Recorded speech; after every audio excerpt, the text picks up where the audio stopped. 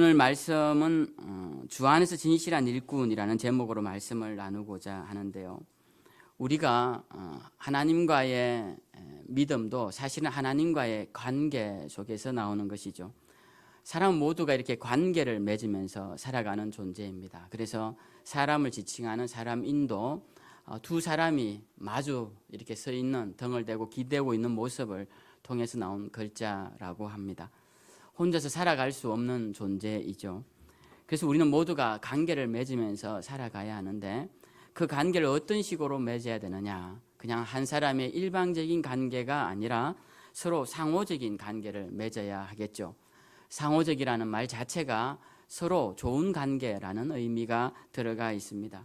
그래서 우리는 항상 모든 관계는 상호적인 관계를 맺어야 되지 일방적인 관계는 건강한 관계가 아니다라고 할 수 있습니다. 우리가 가장 순수한 사랑의 관계로 예를 많이 드는 부모와 자녀 간의 관계에서도 우리는 부모가 일방적으로 자녀들에게 끝없이 베풀어주는 사랑이다라고 일방적인 사랑으로 묘사를 종종 하지만, 사실 자녀를 키우는 부모님들이나 또 연세 드신 부모님들을 보면 자녀를 키운 사랑보다 나중에는 또 그 사랑에 대한 어느 정도의 효도도 받기를 원하는 모습을 보게 됩니다. 자녀들이 부모에게 효도를 한다고 해서 낳아주시고 길러주신 그 부모의 사랑에 비하면 미미할 수밖에 없지만, 그래도 자녀들이 부모에게 조그마한 것이라도 정성스러운 마음으로 하면 그걸 받는 부모님들은 굉장히 기뻐하는 모습을 보게 됩니다. 물론 하지 않다고 해서 미워하거나 또 건강하게만 자라달라고 해서 건강하게만 큰 것으로 감사하기도 하지만, 그래도 그 건강하게 자란 자녀가 부모에게 따뜻한 효도를 하면 그것이 얼마나 큰 기쁨이 되는지 모릅니다. 어제 우리 둘째가 대전에서 성심당에서 빵을 사왔어요. 대전에 건인에 갔다가. 그래서 제가 저도 대전에서 학교를 다녔기 때문에 성심당이야 익히 아는 바고, 그렇지만 그래도 의제가 가져온 빵을 먹는데 얼마나 맛있게 먹었는지 모릅니다.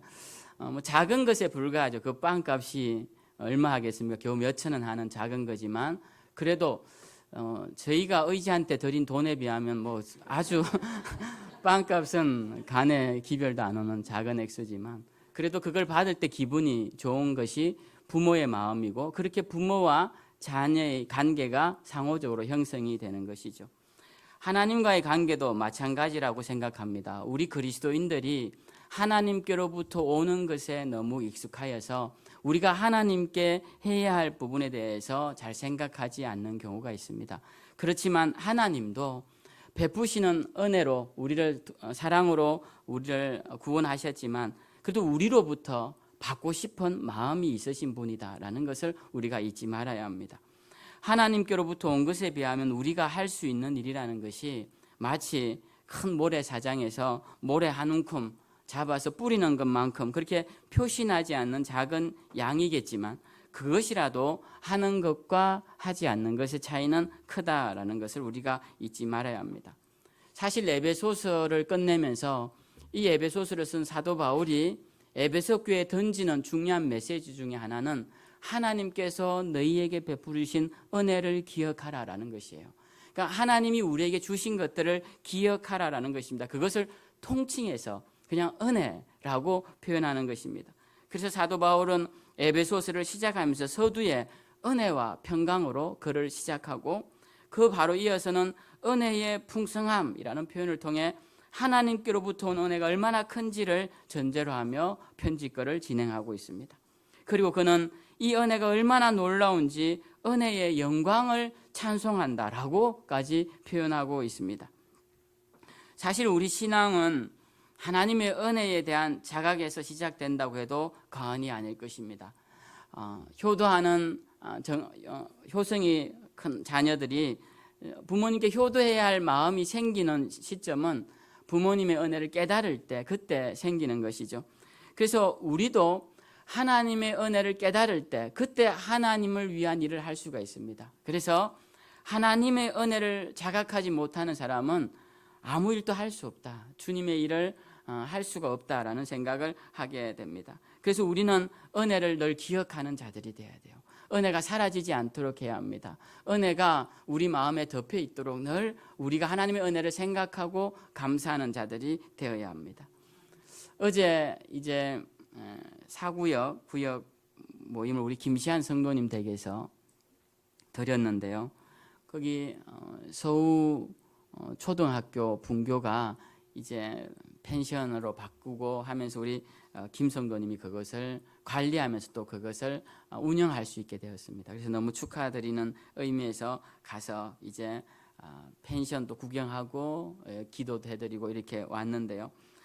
담소를 나누는 중에 김 성도님이 그림을 그리시는데 겨울 풍경을 많이 그리시고 또 겨울 풍경을 좋아하신다고 하시면서 왜 그러냐고 여쭤봤더니 눈이 오면 온갖 더러운 것들도 다 하얗게 만들어버려서 그게 너무 좋다고, 그래서 심지어 쓰레기까지도 다 하얗게 덮여버리니까 세상이 너무 하얘지고 좋다는 말씀을 하셨는데 저도 그 생각에 동의합니다. 저도 어릴 때 눈이 많이 내리는 섬에서 자랐기 때문에 눈 내리는 것을 굉장히 좋아하고 또 보는 것도 좋아했습니다. 눈이 오면 세상이 다 하얘졌고 그 하얀 세상을 보는 게 참 마음이 즐거웠던 기억이 납니다. 하나님의 은혜가 어떤 것까 생각해 보면 바로 이 눈과 같이 모든 것을 다 하얗게 덮어버리는, 죄까지도 다 덮어버리는 그런 것이 하나님의 은혜가 아닐까. 그래서 사도 베드로는 사랑은 허다한 죄를 덮는다라고 고백하면서 주님의 사랑이, 주님의 은혜가 우리의 죄를 덮을 수 있음을 가르쳐 주기도 합니다. 사실 교회가 2000년 역사입니다. 예수님 오시고 2000년이 지나오면서 2000년이 세월이 흘러가면서 타락하지 않는 조직과 단체는 없습니다. 근데 특별히 극하게 타락했던 시기가 중세 시대였는데요. 이 중세 시대 때 타락한 주된 이유는 그들 가운데 하나님의 은혜에 대한 깊은 자각과 그 은혜로 인한 감사가 사라졌기 때문에 그렇게 된 것입니다. 그래서 종교개혁을 일으킬 때 우리가 저기 교재에도 나오지만 5가지 강령이 나옵니다. 5 솔라라고 하는 것인데요. 그 중에 하나가 솔라 그라티아라고 오직 은혜로라는 캐치플레이즈를 가지고 종교개혁을 일으켰습니다. 오직 은혜를 다시 한번 기억하자라는 그런 메시지를 들고 개혁가들이 종교를 다시 기독교를 변화시켰던 시점이 있었습니다. 우리가 그래서 은혜를 잊어버린다라는 것은 결국 우리 마음의 신앙이 점점 약화되고 신앙이 주는 능력과 축복이 사라져 간다라고 해도 과언이 아닐 것입니다. 우리가 은혜의 정점이라고 할 수 있는 것이 무엇일까요? 바로 십자가입니다. 우리에게 주신 구원, 즉 하나님의 아들 예수 그리스도의 십자가의 죽으심이 바로 하나님의 은혜의 결정체인 것입니다. 바울은 이것을 은혜의 경륜이라고까지 표현을 하고 있습니다. 그래서 사도 바울은 에베소서 2장에서 이런 고백을 합니다. 너희는 그 은혜에 의하여 믿음으로 말미암아 구원을 받았으니 이것은 너희에게서 난 것이 아니요 하나님의 선물이라. 그러니까 우리의 구원도 다 하나님의 은혜에서 난 것이지 너희의 힘으로 된 것이 아니니 결코 자랑하지 말라라고 권면하고 있습니다. 우리 그리스도인들은 은혜를 빼고서는 신앙을 이야기할 수 없습니다. 그래서 에베소서 말씀을 깊이 묵상한 사람일수록 더욱더 예수 그리스도의 십자가의 은혜를 깊이 깨닫는 자들이 되어야 하는 것입니다. 그러면 우리가 받은 것으로만 끝이 나느냐? 그렇지 않습니다. 서론에서도 말씀드렸다시피 우리도 무엇인가를 주님을 위해 할 수 있는 자들이 되어야 합니다. 그 할 수 있는 일이라는 것이 대단한 것을 여러분들에게 요구하지 않습니다. 에베소서 4장 23절에 보면 사도 바울이 이렇게 권면해요. 오직 너희의 심령이 새롭게 되어 하나님을 따라 의와 진리의 거룩함으로 지으심을 받은 새 사람을 입어라. 그런즉 거짓을 버리고 각각 그 이웃과 더불어 참된 것을 말하라. 이는 우리가 서로 지체가 됨이라 라고 권면하고 있습니다. 즉 이 말씀의 내용은 우리가 하나님의 은혜를 받은 자들이면 거룩한 삶을 살아라 라는 것입니다. 우리는 거룩한 삶을 살아라 라고 하니까 어깨가 무거워지는 그런 느낌이 있지만 여러분 그렇지 않습니다. 유혹의 욕심을 따라 썩어지가는 구습을 버리고 거룩한 삶을 살아라라는 이 말씀은 우리를 무겁게 하는 말씀이 아니에요. 에베소서에도 나오는 말씀인데요. 거룩한 삶을 이야기하면서 단적인 예 한 가지를 듭니다. 그것은 남의 물건을 훔치지 말라라는 것이에요. 남의 물건을 훔치지 말라라는 말을 가만히 생각해 보면 이것이 누구를 위한 것인가 생각해 보면 결국은 이것은 훔치려고 하는 자들을 위해 주신 말씀이다. 훔치지 않으면 그 사람에게 유익이 있는 것입니다.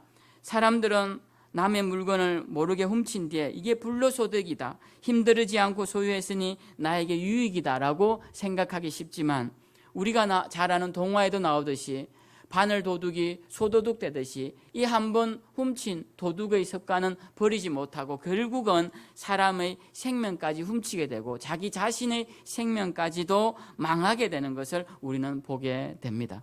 그러니까 결국 거룩한 삶을 산다는 것은 누구를 위한 것이 아니라 바로 자기 자신을 위한 삶이다라는 것입니다. 거룩한 삶을 사는 자의 모습을 보십시오. 그 삶이 얼마나 복된지 모릅니다. 거룩한 삶을 사는 자의 얼굴을 보십시오. 그 얼굴이 얼마나 복된 얼굴인지 모릅니다. 그 가정이 얼마나 아름다운지 모릅니다. 그의 삶이 많은 사람들에게 위로를 주고 기감이 되는 아름다운 가치 있는 삶을 살아내는 것을 보게 됩니다. 그렇기 때문에 거룩한 삶이라는 것은 누구를 위한 삶이 아니라 바로 나 자신을 위한 삶이기 때문에 가만히 생각해 보면 이것은 주님을 위한 일이라기보다 나를 위한 일이다라는 것입니다. 그래서 우리는 이것이 주님을 위한 일인 것 같지만 결국 나를 위한 일인 이 거룩한 삶을 살기 위해 우리는 노력해야 할 것입니다. 또 하나 그 에베소서에서 우리에게 던지는 중요한 당부는 우리가 주님을 위해 할 수 있는 일, 주님을 위한 일꾼이 되라는 것입니다. 주님을 위한 일꾼이 되면 주님의 일을 하겠죠. 오늘 읽은 말씀을 보시면 한 사람이 나옵니다. 이 말씀의 주인공인데요. 누굽니까? 오늘 한 사람이 나오죠. 이름이 뭡니까? 두기고라는 사람이 나옵니다. 21절에 보면 두기고라는 사람이 나오는데 바울은 편지를 끝맺으면서 이 한 사람 이름을 이야기합니다. 이 사람은 누구냐 하면 에베소 교회에 보내는 이 편지, 에베소서를 가지고 이 편지를 가지고 지금 로마 감옥에 있는 바울의 편지를 가지고 에베소까지 갈 사람이 바로 이 두기고였던 것입니다. 그래서 두기고를 사도 바울은 이 편지를 가져갈 사람이 두기고인데 편지에다가 금연을 해놓는 것이죠. 두기고가 가져갈 테이니까 이 사람은 누구냐라고 했을 때 21절에 이렇게 소개합니다. 사랑을 받은 형제요, 주 안에서 진실한 일꾼 인 두기고가 편지를 가져갈 것이다 라고 설명을 합니다. 여러분, 이 두기고라는 이름이 생소하실 수 있겠지만 사실 성경에는 두기고라는 이 이름을 가진 사람이 여러 번 나옵니다. 이 두기고는 신실한 사람이었는데요, 사도행전에서 사도 바울과 함께 3차 전도 여행을 같이 간 사람이었습니다. 그리고 예루살렘 교회가 기근 때문에 어려울 때 다른 유럽이나 아시아 지역에서 거둔 헌금을 가지고 예루살렘에 구제 헌금을 가져다 준 그 사람 중에 한 명이 두기고입니다. 그리고 두기고는 이 에베소서보다 좀 빨리 쓴 골로새서, 이 골로새서도 감옥에서 썼어요. 감옥에서 쓴 이 골로새서라는 골로새 지역에 보내는 편지입니다. 골로새 지역에 있는 골로새 교인들에게 보낸 편지가 골로새서인데요. 이 골로새서도 받아다가 그것을 골로새 지역에 가져다 준 사람이 두기고예요. 그래서 골로새서 뒤에 보면 두기고 이름이 또 나옵니다. 그렇게 봤을 때 이 두기고는 그 당시 초대교회 당시에 굉장히 유명한 사람이었고 굉장히 중요한 사람이었음을 우리가 알 수 있어요.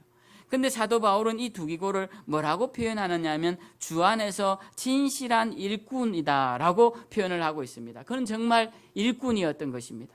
주 안에서 주님을 위한 일꾼이었고 그 일을 하는 데 있어서 사도 바울이 보기에도 신실한 일꾼이었기에 그는 이 두기고를 그렇게 높이 평가했던 것입니다. 사실 두기고가 한 일이 편지만 전달한 간단한 일인 것처럼 생각되지만 그렇지 않은 것이 그 당시 바울은 이미 유명한 사람이었습니다. 그의 편지는 온 지역에서 돌아가면서 읽는 유명한 기독교 학자였고 복음 전파자였습니다. 그래서 사람들이 바울의 편지를 기다렸고, 바울의 편지는 중요한 기독교의 요추를 세우는 아주 중요한 메시지였습니다. 그래서 이 바울의 편지를 잘 전달할 자가 필요했던 것이죠.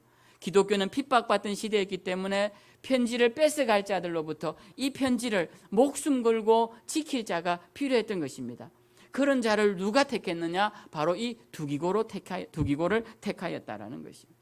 그런 면에서 봤을 때 이 두기고는 사도 바울에게 진실한 사람이었고, 또 그 당시 기독교계 안에서도 인정받는 사람이었음을 보게 됩니다. 그리고 우리가 다 말씀을 통해 알 수 있듯이 주님 앞에서도 진실한 일꾼이었음을 우리가 알게 됩니다. 에베소서를 끝내면서 우리가 어떤 다짐을 해야 할까요? 우리도 오늘 이 두기고 마지막 에베소서 말미에 나온 이 사람처럼 우리의 이름도 우리 이름 앞에 중요한 하나의 라떼르처럼 주 안에서 진실한 일꾼이라는 이런 이름표, 꼬리표가 붙는 사람이 되면 좋겠다라는 것입니다. 여러분들의 이름 앞에 여러분 누구 직분보다 더 중요한 것은 이 사람이 어떤 사람이었는가, 그는 일평생 하나님 나라와 또 몸된 교회를 위해 충성하던 귀한 사람이었습니다 라고 기억된다면, 그리고 회자된다면, 그리고 후세에 그렇게 전해진다면 그만큼 아름답고 가치 있는 삶을 산 사람이 있을까요?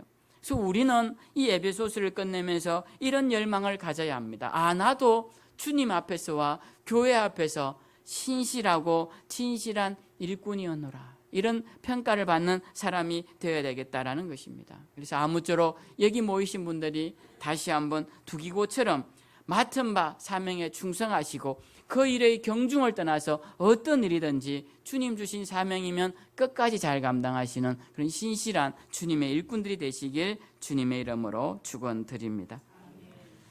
마지막으로 한 말씀만 더 드리고 마치기를 원하는데요. 사실 에베소서에서의 가장 큰 일꾼은 누구일까요?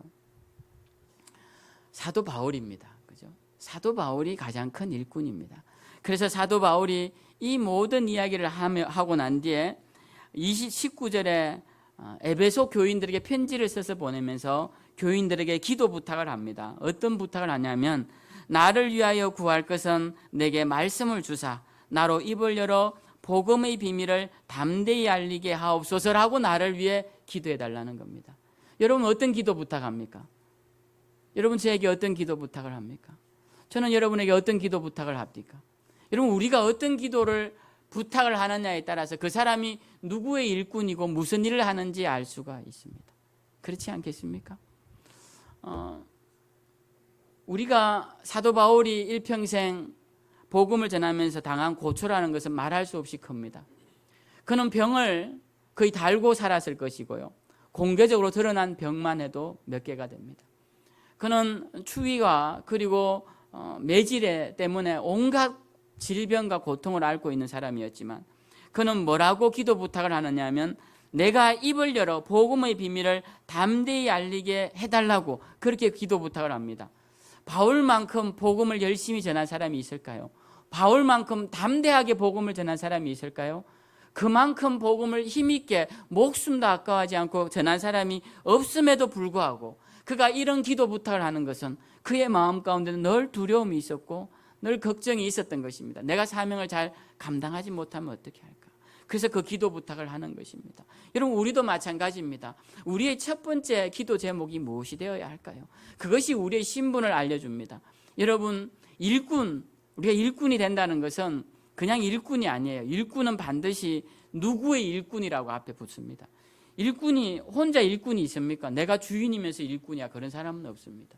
일꾼에게는 반드시 주인이 있어요. 주인에게 예속된 일하는 사람을 일꾼이라고 부릅니다. 그러면 이 일꾼은 어떤 일을 하느냐 보면 이 사람의 주인이 누구인지를 알면 되는 거예요. 자, 이 사람의 주인이 농부면은 이 일꾼은 백발백중 농사일을 짓겠죠.